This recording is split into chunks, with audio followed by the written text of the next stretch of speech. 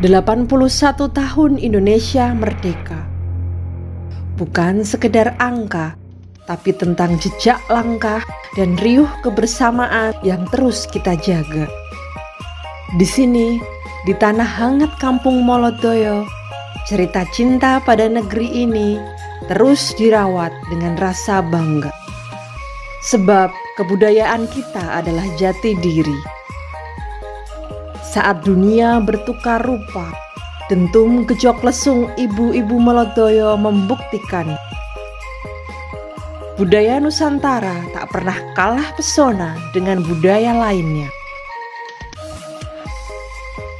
Dari irama tradisi, lahir keceriaan masa depan. Lewat gemulai langkah anak-anak kita, warisan leluhur ini terus bernapas dan melangkah maju. Dari Kampung Molodoyo untuk Indonesia, selamat hari ulang tahun kemerdekaan Republik Indonesia ke-81.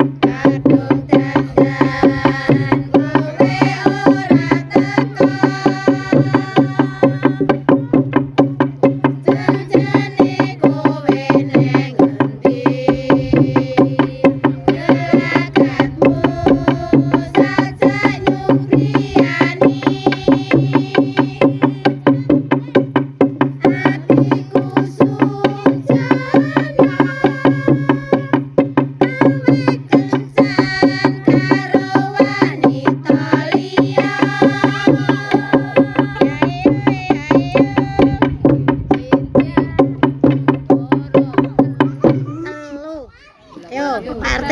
Terus nih ora sabar.